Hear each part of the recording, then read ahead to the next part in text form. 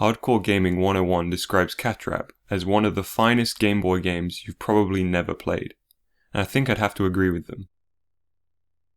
Catrap, released in Japan on June 1st, 1990, under the name Pitman, is a charming and unique portable puzzle game that, thanks to its creative rewind function, still holds up today, almost 25 years later. The story of Pitman doesn't start at the Game Boy though. It can be traced back to 1985, specifically to the August issue of OMZ magazine, a Japanese publication that focused on the sharp MZ700 computers. Here, Yutaka Isokawa listed the source code for Pitman, which he had written using the HuBasic programming language. For the Game Boy release of Pitman, Isokawa and his team at ASK Japan did away with the featureless stickman design of the protagonist seen in the earlier versions. Instead, 2 anthropomorphic playable characters were added as well as an all-new backstory, an English translation of which can be found on the back of the box. In short, Catboy and Catgirl have been banished to an underground labyrinth filled with spooky monsters and devious puzzles.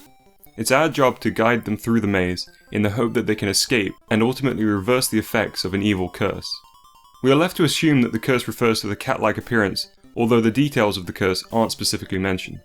The game itself is broken up into 100 stages, each with a single screen and one objective: defeat all the monsters. The player cannot jump and must push blocks, dig away dirt, and climb ladders in order to create a safe route to reach the monsters, and can defeat them by giving them a good shove. The first 10 or so levels act as a tutorial, familiarizing the players with the basics, before adding new elements, such as the Ghost, a floating variant of the standard monster. It may not seem like it when starting out, but the complexity of the levels really ramps up in the later stages, some of which will leave you blankly staring at your Game Boy while trying to plan out your route to the final ghoul. The trial and error nature of Catrap's gameplay would normally be a recipe for frustration, but that's where Catrap's rewind feature comes in. By pressing and holding the A button, you're able to travel back in time, undoing any actions you have previously taken.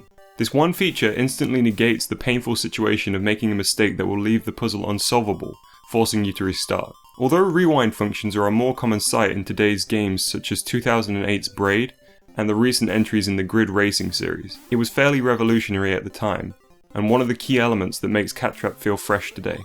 Despite the limited hardware of the Game Boy, the charming character designs and lively, if somewhat repetitive music leave a lasting impression. I was originally drawn to this game after reading that a PAL region release was planned under the name Power Pause, but was later scrapped. During my research for this video, I managed to find scans of reviews and featurettes from UK gaming magazines, meaning that the localization must have gotten pretty far along the process before being shelved. I'd love to know if any review copies of Power Pause survived, but I highly doubt it. So there you have it. That was a quick look at Catrap for the original Game Boy.